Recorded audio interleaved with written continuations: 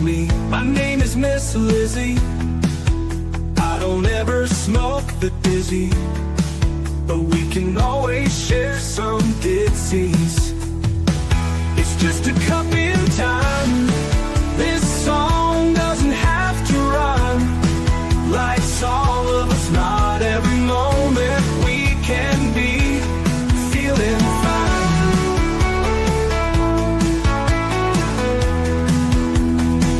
I wanna share a moment, just a second if you will, maybe even a cup of thrill. We could share this performance. It's tea time, come sit with me. Well, welcome guys. Miss Liz is back in the house. I've been here this morning, this afternoon, and now this evening. That is right. We've done 3 shows today on Tea Time. Tonight I have Terrance Niedziela in the house, and we're going to talk about his book series and all that good stuff. And we're also going to talk about his tea. And his tea tonight is tenaciously encouraging, and expressiveness. That is the 3 words that we were going to talk about tonight, and a bunch of other good things that we were going to bring to the table for all of you listeners out there. But before we get started, you guys know how Miss Liz rolls. Get over to all those platforms: Facebook, TikTok, LinkedIn, Instagram, Clapper, Lemonade, all those good ones, Blue Sky.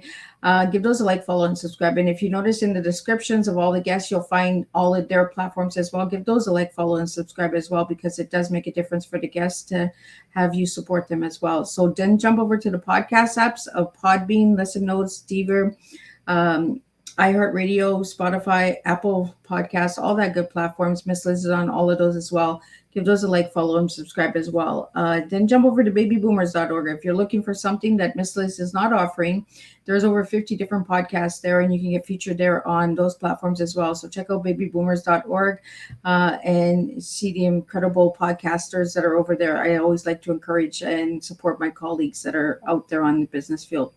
So let's get started with disclaimer and then a beautiful intro, and then we're going to get Terrance in here, and we're going to spill some tea and have some fun with all of you guys tonight. Disclaimer for Miss Liz's Tea Time live show. Miss Liz's Tea Time is a global platform dedicating to sharing real-life stories, diverse perspectives, and meaningful conversations that inspire awareness, healing, and connection. Miss Liz is going live using StreamYard. Before leaving a comment during the live broadcast, please grant StreamYard permission to display your name at StreamYard.com.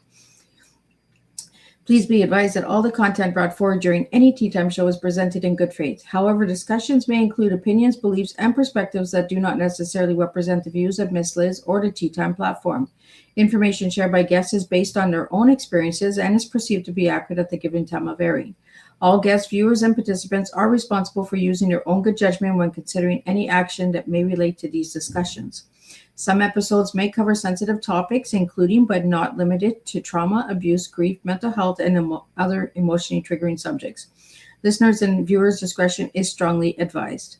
Tea Time with Miss Liz is an open discussion forum designed to offer insight, inspire awareness, and create connection. It is not a substitute for professional, medical, legal, or therapeutical advice. If you require professional support, please seek assistance from qualified professionals or trusted resources in your area. If you have any questions regarding this disclaimer or the content of the discussion, you are welcome to contact me, aka Miss Liz, directly at bookingmissliz@gmail.com or visit my link tree at Miss Liz's Tea Time. By choosing to participate in, comment on, or view these live shows, you acknowledge and accept this disclaimer.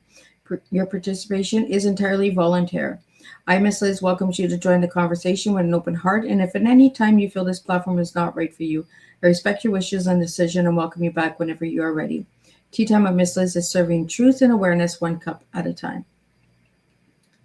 Well, welcome to Tea Time with Miss Liz, where every conversation reminds us that stories have the power to shape hearts, ignite imagination, and inspire us to become the heroes of our own journeys. Today, we are honored to welcome someone whose life's passion for storytelling has become both his calling and his gift to readers around the world. Please join me in welcoming Terrance Niedziela Jr., award-winning speculation fiction author, educator, devotional writer, and creator of the Tales of Aras series. From writing his very first stories as a 4th grade student to earning degrees in ancient Middle East history, creative writing, and English, Terrance has devoted his life to exploring the incredible connections between history, faith, imagination, and storytelling. As a school English teacher, he encourages young minds to think creativity, ask meaningful questions, and discover the courage hidden behind every great story. Through the world of Aras, he invites readers of all ages to journey into adventures filled with hope, purpose, preservation, and unforgettable characters. His tea is tenaciously encouraging and expressiveness. Today, we'll explore the inspiration behind the Tales of Aras, how history shapes fantasy, faith and imagination, teaching through storytelling, and encouraging the next generation of creators.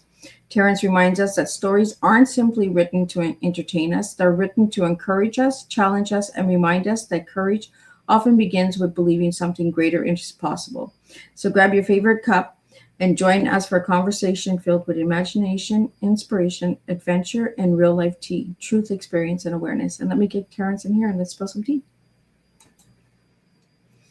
Welcome, Terrance. Welcome. Thank you. Oh, did I lose you? I'm still here. Can you hear me? Oh, there we go. We got you. There we go. These Okay. little pesty hearing aids of mine, they sometimes kick off and kick on, so we're good to go.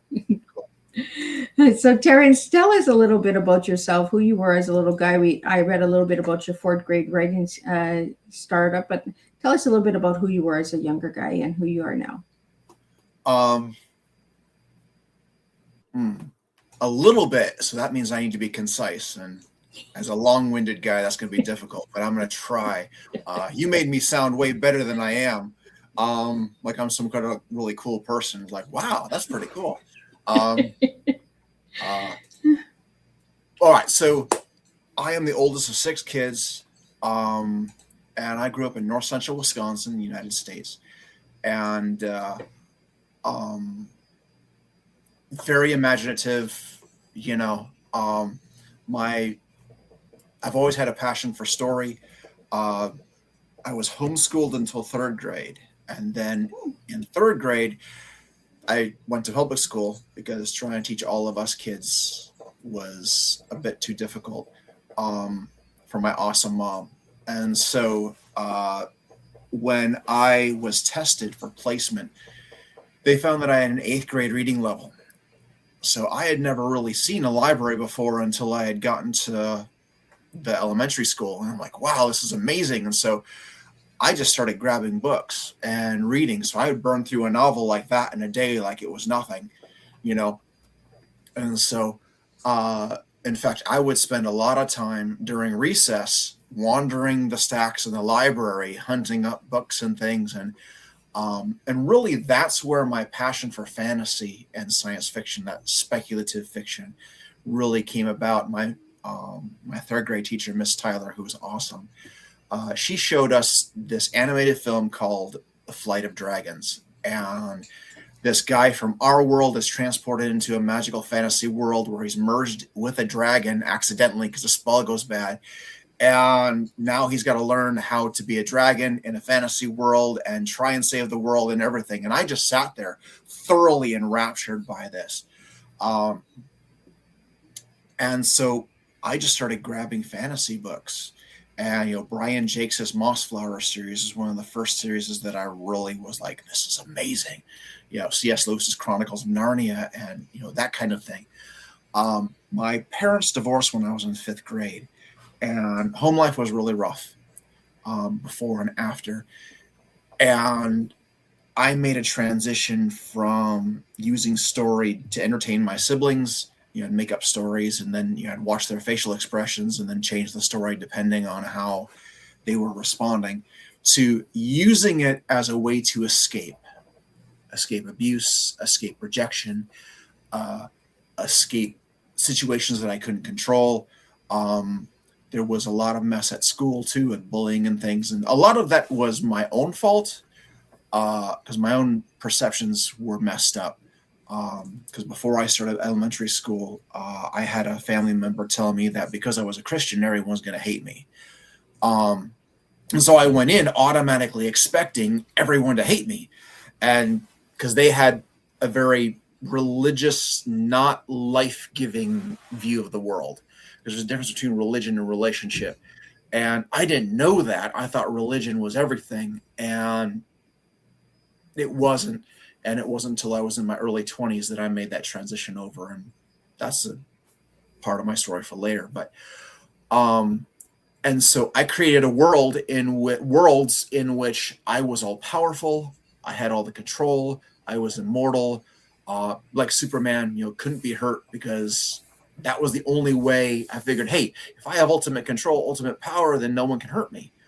And so I dove more and more into story. By the time I reached 7th grade, though, I was ready to give up on just about everything. Give up on life, give up on everything. And my 7th grade teacher, Miss Sapitis, pulled me aside. She saw my skill and the gift that God had given me in writing and storytelling, and she encouraged me in it. And that was that lifeline that I needed. And years later, when I graduated from high school, I was working in a local grocery store, and she came in, and I'm like, oh, Miss Sapitis, thank you so much, blah, blah, blah. And she gave me this weird look, and she's like, I was just doing my job. To her, it was just, oh, I'm just doing my job. But to a kid that desperately needed that, it meant everything. And going into high school, I really started to devote myself more to writing and to reading. I've read literally tens of thousands of books, and that's not an exaggeration. It might be more than that, I don't know. But and so that's when I really started going to, okay, I'm going to write a book, and pull myself full into it. I started dabbling a little bit in 4th grade, and then I read what I had written to that same parent, and their criticism led to me tearing up the book and going, I'm never going to let them read anything that I wrote again. What they told me was good in some ways, but the delivery wasn't the best. And but anyway, so it was in the beginning of I started college. I worked for a really long time in grocery stores and stuff, and didn't even think that I was smart enough to be able to do college. That's how low of a perspective I had of myself. And when I really felt that that's what God wanted me to do, I went to one of my adopted fathers, and his name is Bill, and he's awesome. Like he's so reached in and spoken to my life, even though I annoyed the living snap out of him. He told me this later. He's like, you annoyed the living crap out of me, he said. But he really felt that God wanted him to speak into this really annoying, obnoxious, know-it-all punk kid. And I'm glad he obeyed. I would not be here where I am in any way if it wasn't for him and other men, Luke and others, even some moms, some ladies who were like a mom to me, taught me social skills, taught me all sorts of different kinds of things that I needed. And even now, I mean, I'm almost 47 years old, and God's still bringing men and women, older men and women into my life to be fathers and mothers to me. And so he's like, yeah, you definitely need to do college. And so that was actually when the Tales of Aras series kind of had its beginning. So my youngest sister, who's 9 years younger than me, we were close at the time, and I wanted to write her a fantasy story, a short story for her 17th birthday. Well, 20 years later, it finally came out as a novel, and so I actually, in the dedication, I said, to her, and then, sorry, this is 20 years late. And so, in a nutshell, that's kind of,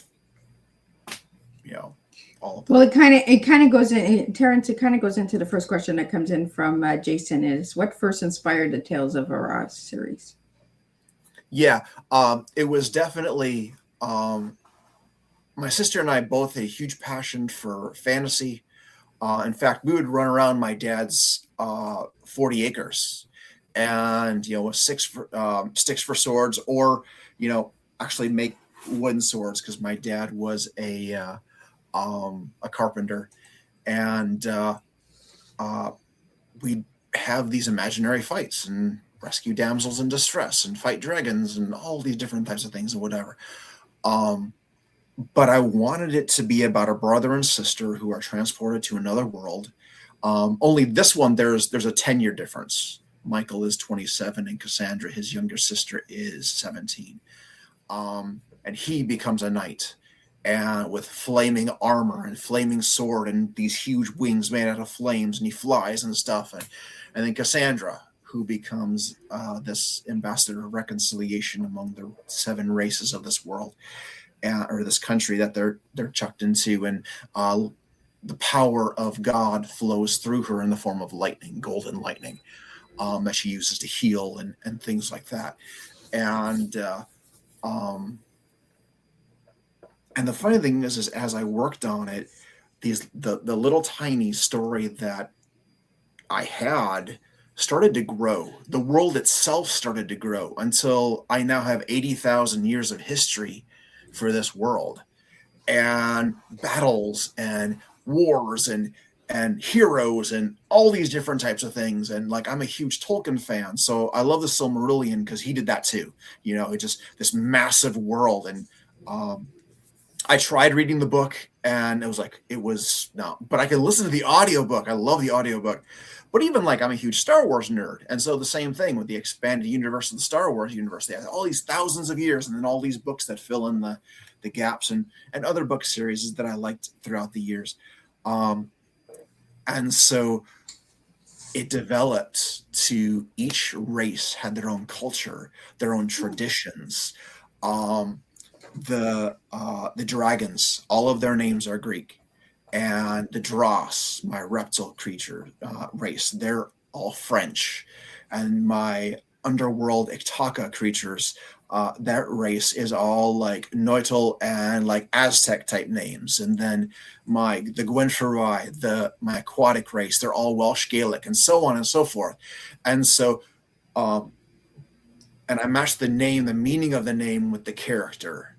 And so there's so many different levels of it, in the same way that Tolkien did with his etymology and studying Norse, and Bilbo and Gandalf and Bifur and Bofer and Bomber and all those things. Their names actually reflect their character. It's pretty fun when you look into that.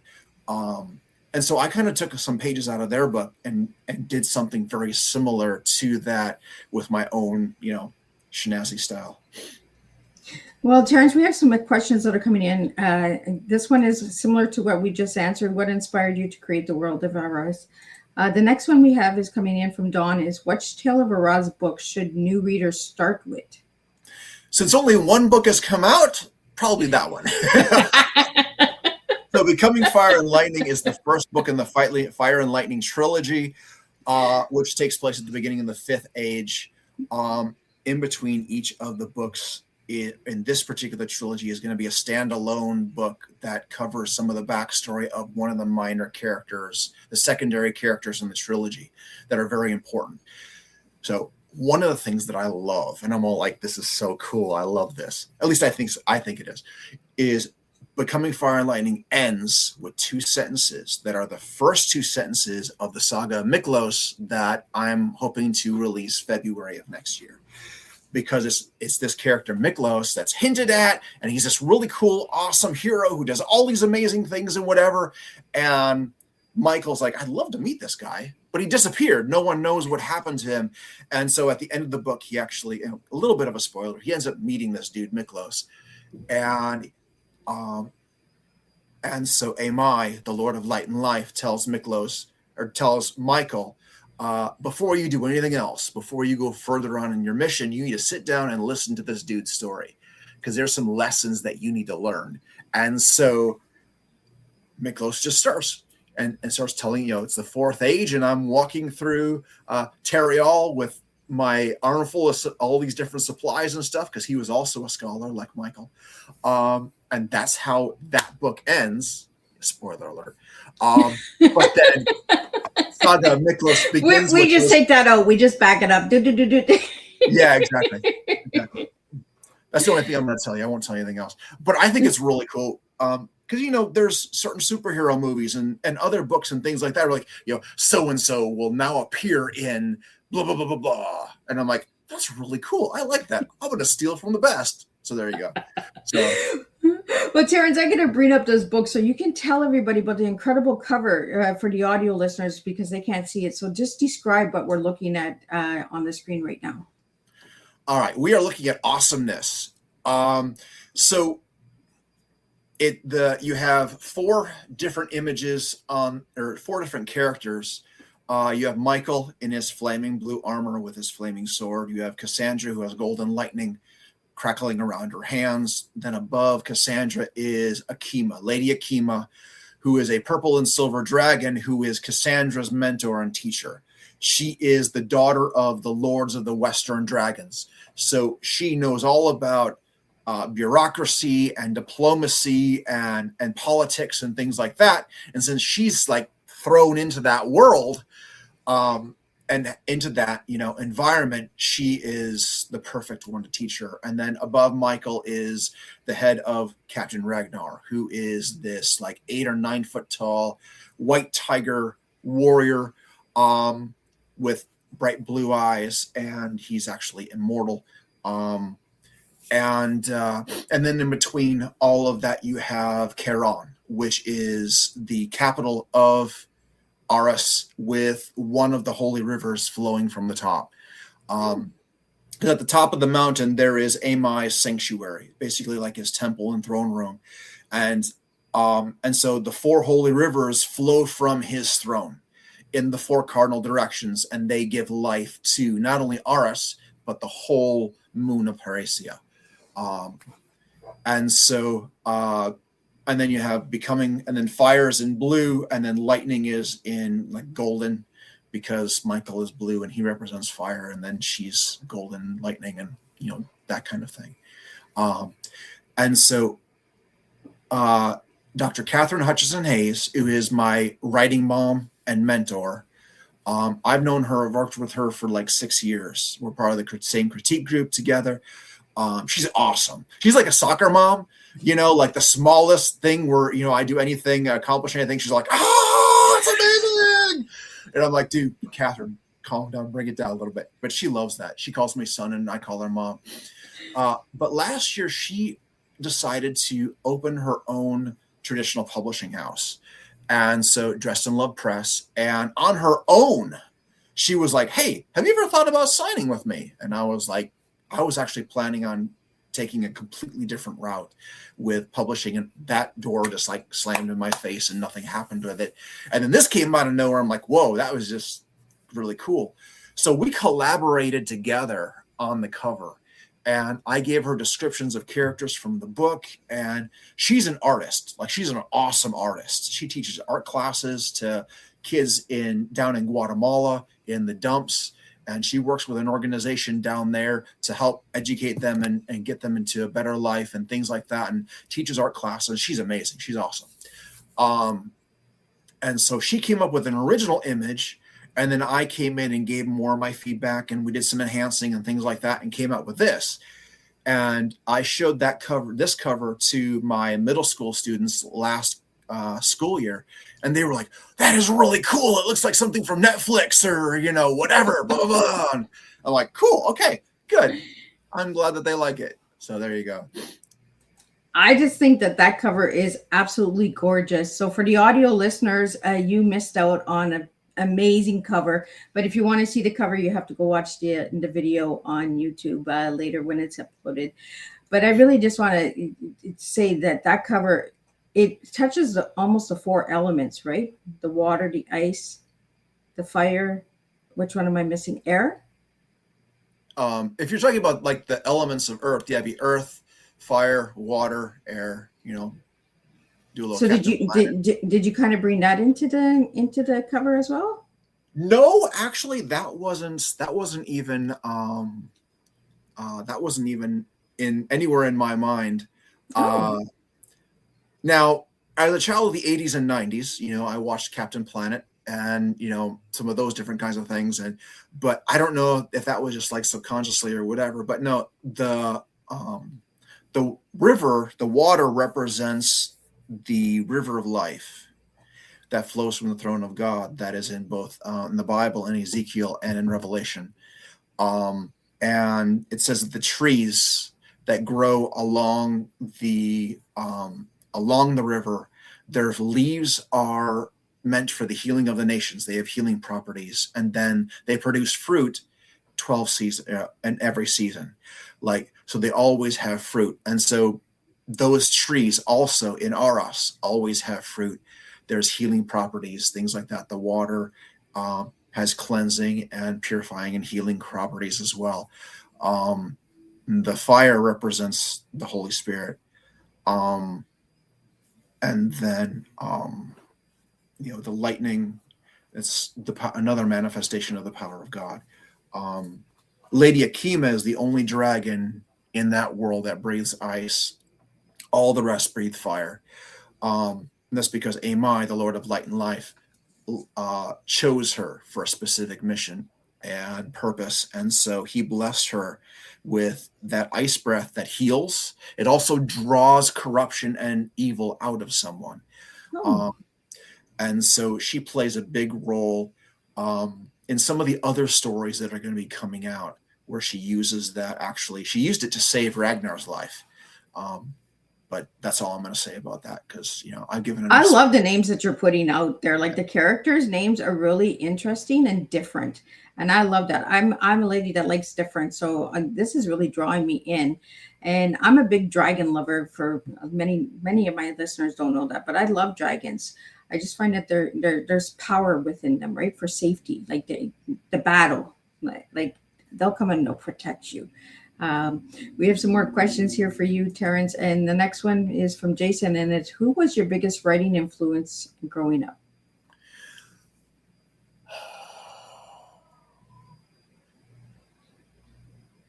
I think it would be the authors that I read.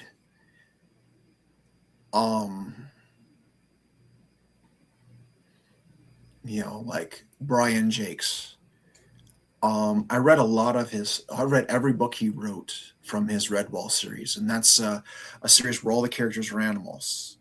And so they fight with swords and armor and spears and weapons and things like that. It's good versus evil. And I love that. I love the chivalry thing. Hence the reason why I have the swords behind me.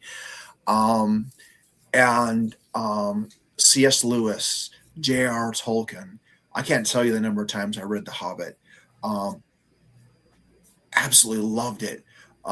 There's so many authors that I've read that have influenced me, and different styles, different things. But even like the cartoons I watched, because the 80s and 90s in particular were really big on the heroes, and the hero was a hero. They weren't like, 1 minute they're acting like a hero, the next minute they're acting like a villain, like they have nowadays, where I'm just, that's one of them. Stop it. Yeah, they're really breaking up cartoons. I don't like the cartoons that they're making today. I think they're all over the place. Like, it's like they woke up and went back to bed and then woke up again. Like, I don't know. It doesn't make any sense. There's no good storyline. Not only that, but like, I'm a huge, I love Superman is my favorite superhero. Phenomenal cosmic power, to quote Genie from, Aladdin, but he never crossed a certain line. Until they went and rewrote him a bajillion times and made him all sorts of stupid.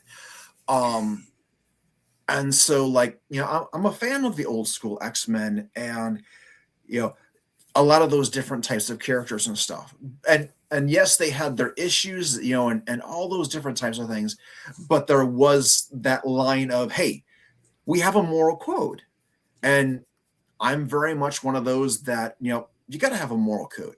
If the whole relativism type thing where, you have your truth and I have my truth and I don't have to follow your truth. And it's like, well, there's just truth. There is no your truth, my truth. There's just truth. Whether we believe that it's truth or not is irrelevant, because it is truth. And the only one who determines what truth is God, because he created everything. And he's the one who will all have to give an account for. Count to whether you believe in him or not is irrelevant.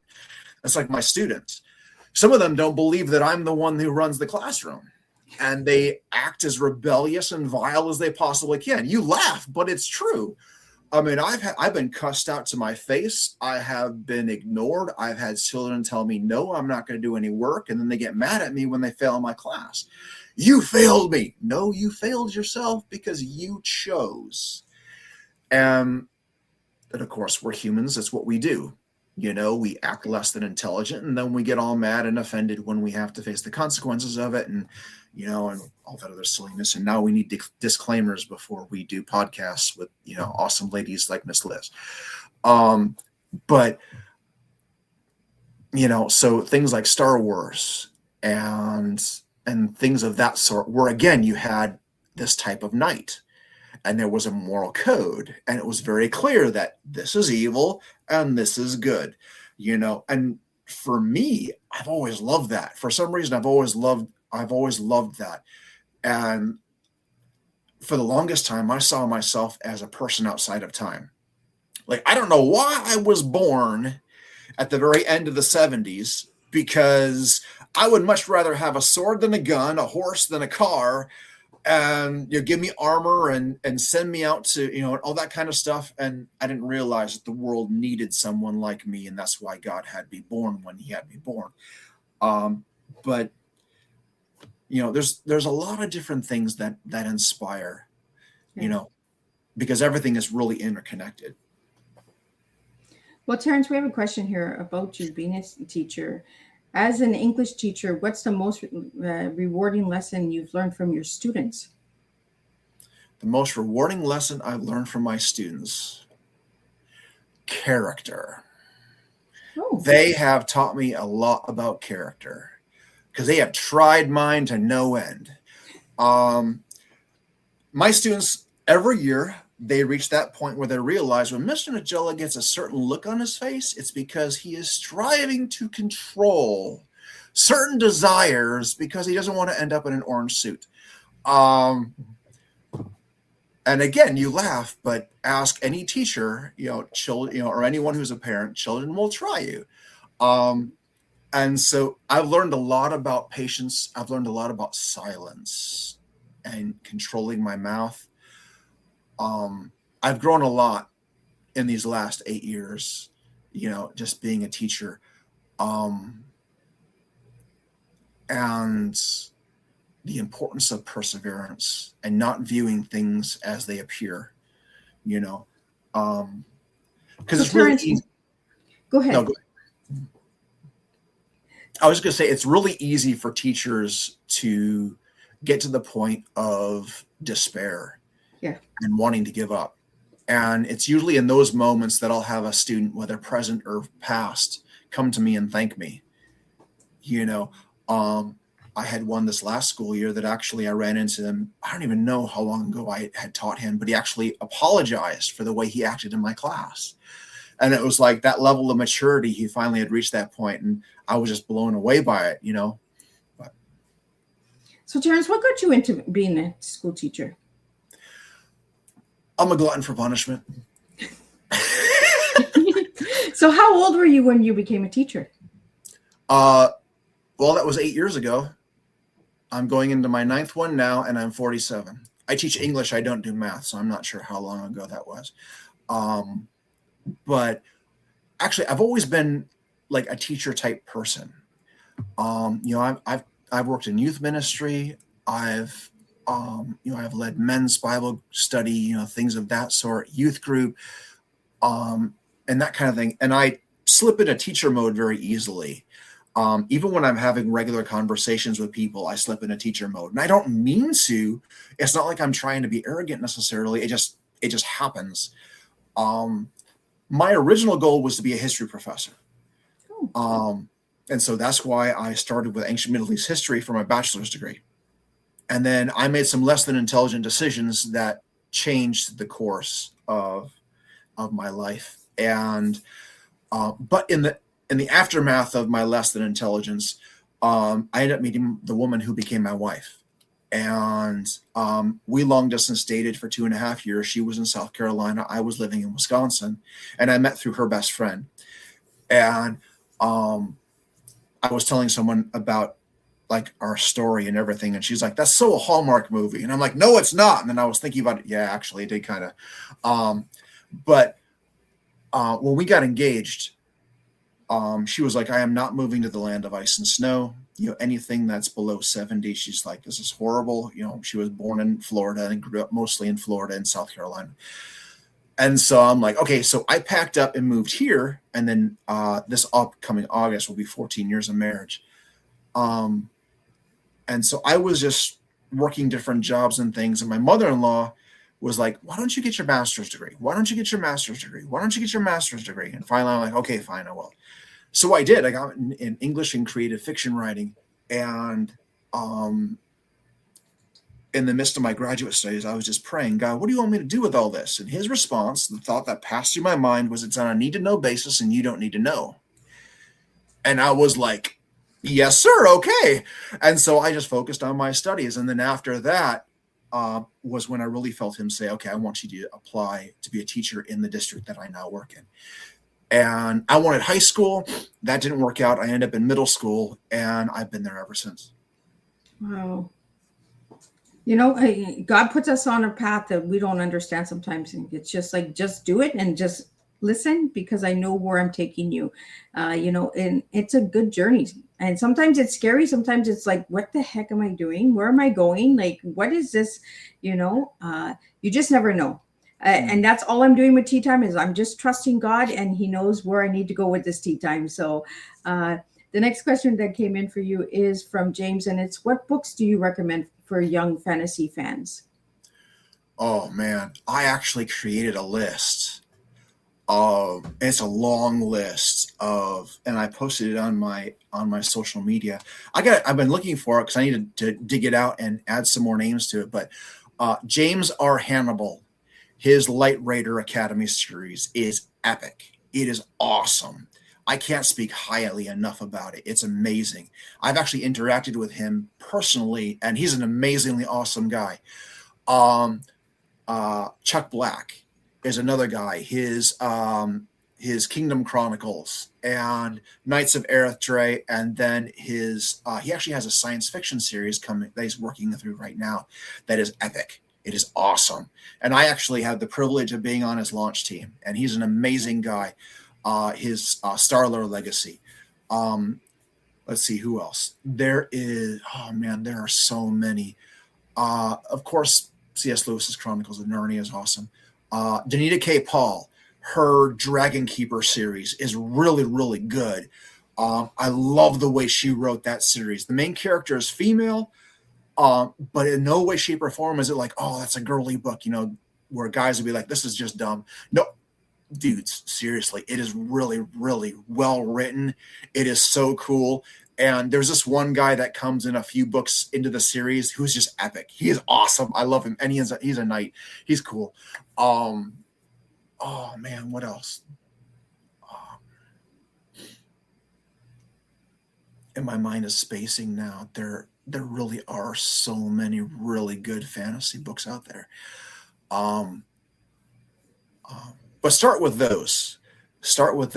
And you can look on my social media too. So I know in my Instagram and my Facebook, I posted those up there. I gotta see if I can hunt those up again. But there's a lot of really good stuff out there, and it's clean, which is what I really look for, because when I was reading fantasy, it was mostly general market at the time. There really wasn't any Christian fantasy.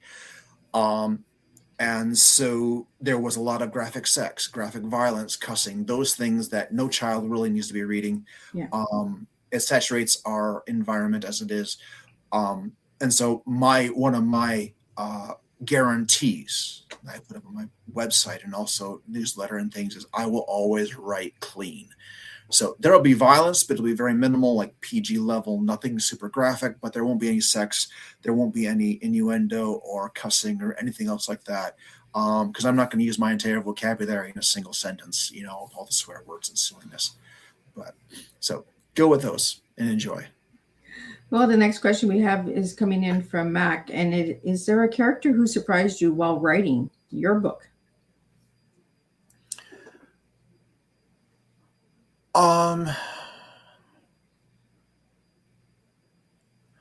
That's a good question.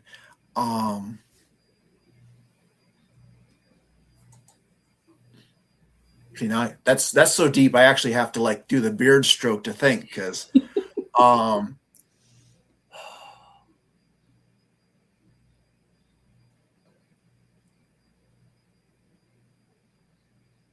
I'm not sure. Like the most challenging, I mean, I don't know if anyone's asked this yet, but the most challenging character, right, of course, was Cassandra, because I'm not a 17-year-old girl.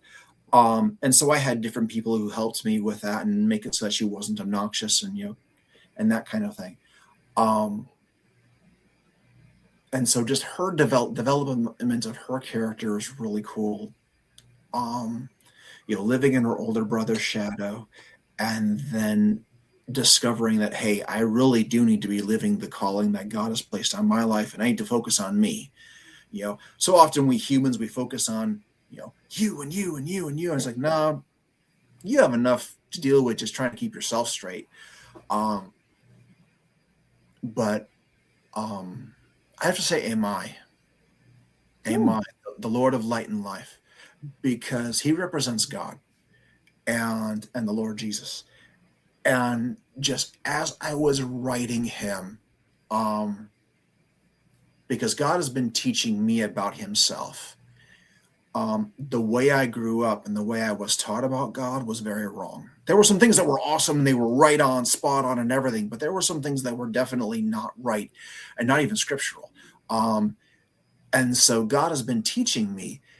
And then even in the midst of writing his character for this series, you know, and other projects for this series that I've been working on too, God has really been revealing more and more about himself and his heart and his good heart toward us, you know, his goodness and his love and his justice and his righteousness and holiness, you know, and just really the way he sees us when we mess up.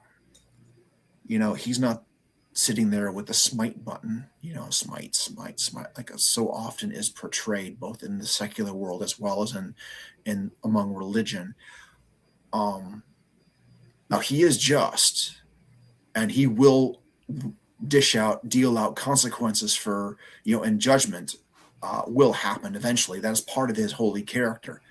But his justice and his judgment is always tempered with mercy. And so just writing his character, because both of my characters mess up big time in this book. Horribly. They mess up so horribly. And both of them have a scene where they stand before Amai. And they're so consumed with the shame and guilt of what they had done. And then his response, you know, is really powerful in helping them to move on beyond that. So, Terrance, how many books do you want to put in this series? However many I can write before I transition to the eternal, because I could literally write into eternity and not run out of material. So, however many I can. So, how long did it take you to write the book? This particular one, 20 years. And a lot of that was just me not being diligent to work on it and get it done and that kind of thing. In fact, I have some older readers who have read the book, and they were like, we are not young anymore, so we can't wait years and years for the next book, you know. And I'm not gonna take 20 years by any means. You know, like I said, I'm hoping to get the next one out in February of next year and then really, you know, pop them out. And my publicist, when I told her about what this lady had said, he's like, don't be pumping them out left and right, because we need time to promote them, you know. But I definitely have plenty of material to work with. Well, that's good to know, because I love that cover. Like, that cover is amazing, and the stories and the characters. I just love the names. Like, you don't hear those names; they're really unique, and I'm really drawn to it. And I bet you my granddaughter would really love that book. Like, she's into all of the fantasy and science, so I think she'd really love that book. So that's going to be put on Grandma's Christmas wish list. Cool. One of the things that I just want to tell you really quick. Some people get intimidated by the weird names, but what I do in all of my books for this series is in the back, there's a glossary that has pronunciation, who they are, and everything like that. So that really will help you with all the funky names. If you're like, how in the world do I say this name? Well, it was almost like I asked you how I say your last name, right? And you told me how to say it. And I wasn't anywhere close because I was not going to say it that way. We have a question here from Papa Lenz. Is what's the biggest challenge you faced as an author? Being diligent to put my butt in the seat and write and not be distracted. And even just writing when I don't feel like it. When I get done, especially during the school year, because by the time I get done teaching for a day, I am done. Like I am so exhausted. And yeah, it's like I do need to write. I need to sit down and write and not just veg in front of the television or whatever. And so really it is that discipline of being diligent to write and that kind of thing. Have you ever had writer's block? Oh, yeah. Yeah, I have. In fact, usually that comes because I didn't pray and ask the Holy Spirit to write through me.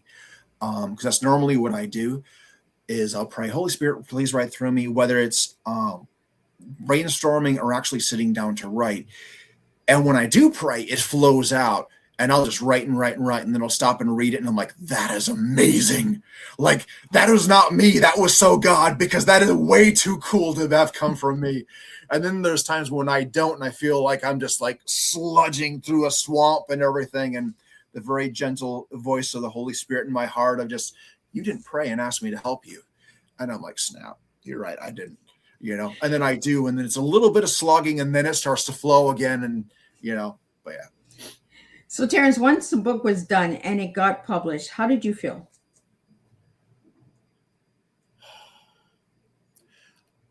It was very surreal to me because for so long, it had been a distant dream, a distant hope, and looking forward and, what if this and what if that and all these different kinds of things. And then all of a sudden I'm holding it in my hand. I'm holding it in my hands, and it's just like, it was very cool. It was very awesome. And even like I've worked with an amazing guy, Chris Bush, who has put together a book trailer for me. And I watched it, and then I watched it again, and it suddenly hit me. This came through me. Like, this is the characters and things that God and I wrote together. And I actually got very emotional because it was like, it was very intense, And so for those who have had a dream like that, who have worked for so long to achieve something that you have longed for so long and put so much time and effort and sweat and tears and everything into it and wanted to quit a bajillion times, to slog through it, persevere through it, and reach that point, reach that end, that's why you have the race runners or the mountain climbers or those types of things that they bust out in tears. Like, some people make fun of it. Like, you don't know what it took to get there, So yeah, it's pretty cool. Yeah, well, 20 years is a long time, right? To see that it's actually finished and it published and you're holding it, right? I say this to all the writers out there. When you publish your first book and you hold it, there's just a feeling that you can't explain unless you're a writer yourself. Mm-hmm. It's really hard to explain that feeling, but it is surreal, right? Because it came from you. It came and it's there. It's on the paper and the pen is there. Everything is together. It's just like a pretty little present that was given to you. So, Terrance, why do you believe this speculation fiction has such a powerful impact on readers? It's through speculative fiction. And when we talk about speculative fiction, for those that don't know, that's science fiction, fantasy, paranormal, horror, anything that has like supernatural or extraordinary type elements to it. it's so powerful because we are spiritual beings. We are a spirit. We dwell in a body and we have a soul. Soul is mind, will, and emotions. But we are an eternal being. And so that's the way God created us. And so the supernatural, the fantastical, they are a part of us. I mean, all you have to do is study history and cultures, and you see that, all of the art for thousands and thousands of years was always done in the honor of the divine. And so that's why you have the temples, you have the statues, you have the music and the art and the writings and all those different kinds of things. And unfortunately, we've lost that in our Western culture. We really have. And it's one of the reasons why we're not as creative as we used to be. And so, and it really addresses those questions that we have. Science fiction a lot of times is all about technology. Perfect example, Jurassic Park.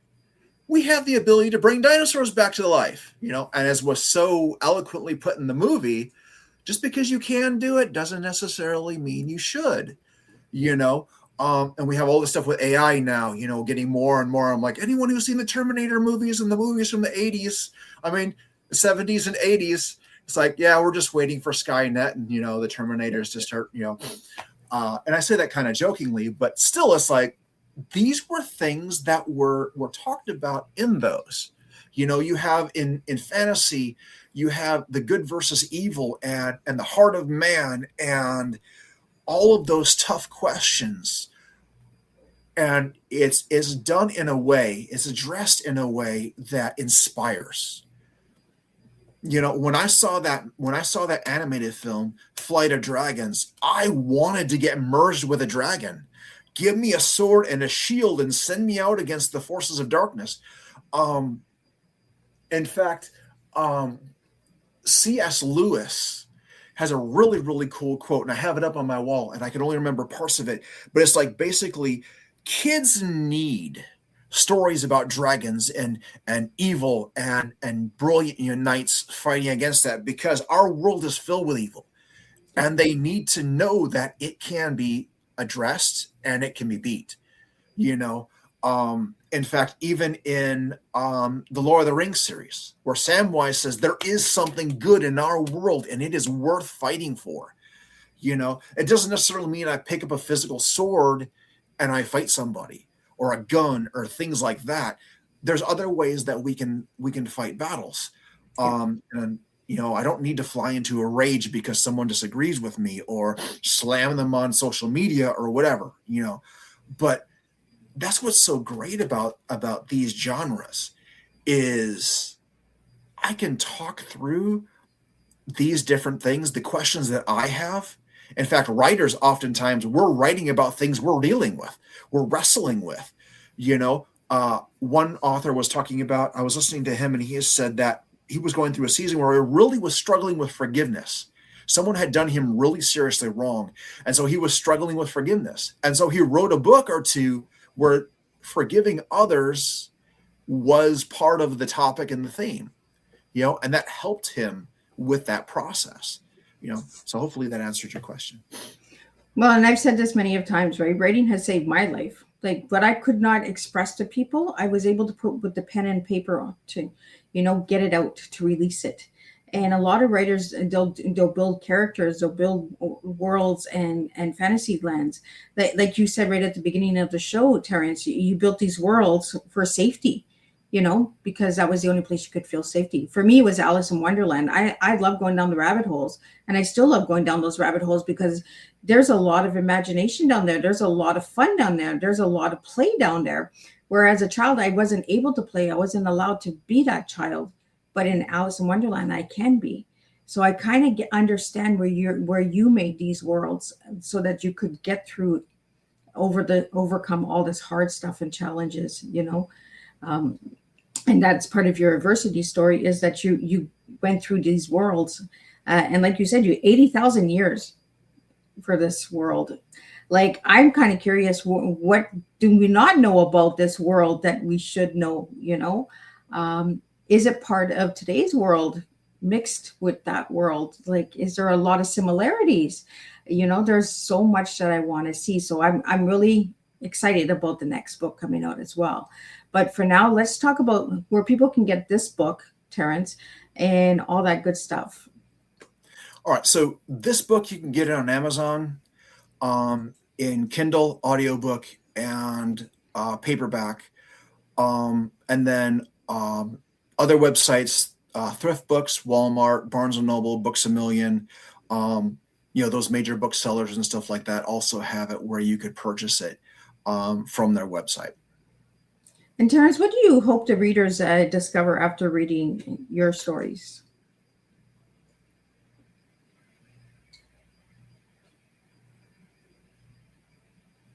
Oh, did we freeze? Nope, I'm thinking. Oh. Sorry, I didn't do the beard stroke again. I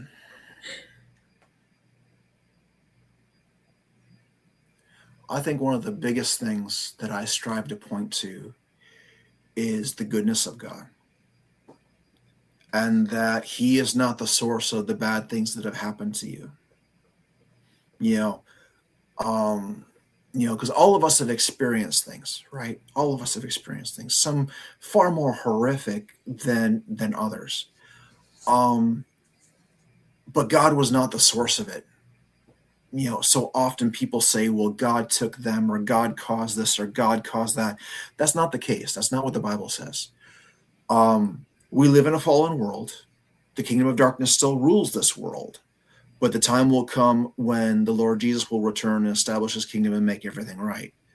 But until then, we have a good God who has loved us so much that he sent his son for us to take the punishment for our rebellion and our less than intelligent decisions, so we wouldn't be destroyed as we deserve, because he is a righteous and holy God and a just God, and punishment has to be given.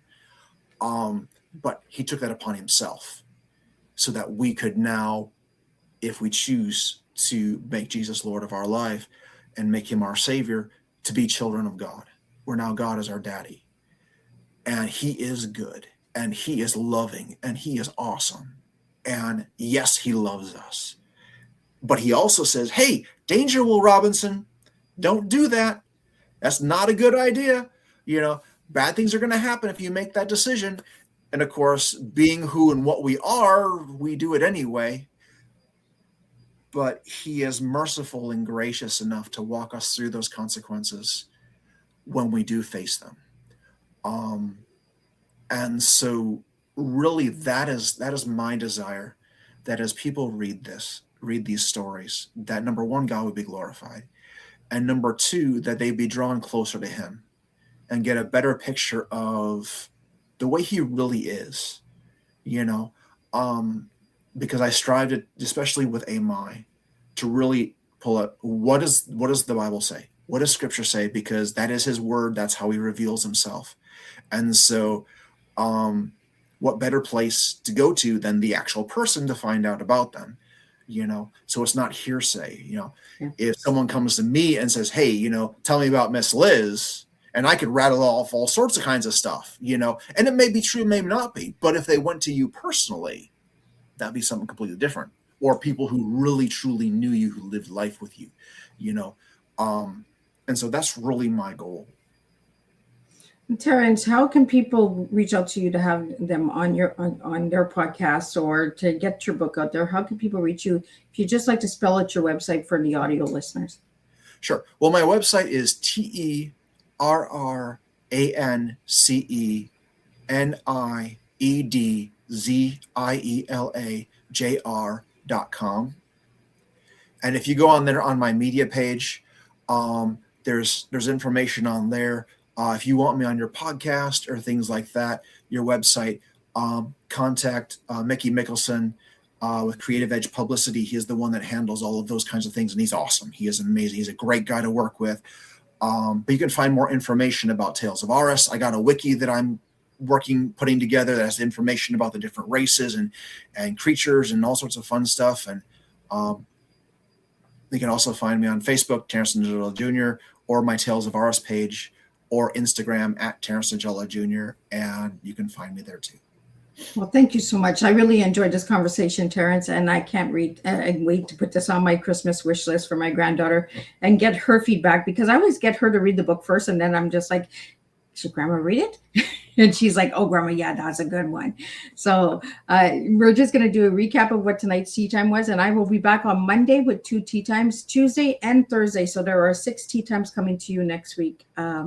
What an inspiring journey we've shared tonight together. Terrance, thank you for bringing your creativity, wisdom, and passion for storytelling to the tea time table. Tonight's conversation reminded us that imagination is more than an escape from reality. It is a pathway towards courage, hope, purpose, and understanding ourselves more deeply. We explored creativity, faith, education, history, and the beautiful responsibility storytelling carries to inspire future generations. One of tonight's greatest takeaways is this: every great story begins with someone brave enough to imagine what others cannot yet see. Through Tales of Aras, you continue building worlds that encourage readers to believe in courage over fear, hope over doubt, and perseverance over giving up. As both an educator and as an author, you reminded us that stories do far more than just entertain. They teach, they encourage, and they transform. As we close tonight's tea time, I'd like to leave everyone with this thought. If you were the hero of your own story, what courageous steps would you have taken next? Because every adventure begins with one decision to move forward, even when the path ahead is unknown. Thank you, Terrance, for sharing your heart, your imagination, and your passion for inspiring others through the gift of storytelling. Until next time, keep creating, keep encouraging, and keep serving real life tea, truth, experience, and awareness, one conversation at a time. And tonight's takeaway is stories don't simply change the pages we read, they change the people we become. When imagination is guided by purpose, every chapter has the power to inspire courage, hope, and a brighter tomorrow. And I'll see everybody next week, and we'll do this all over again.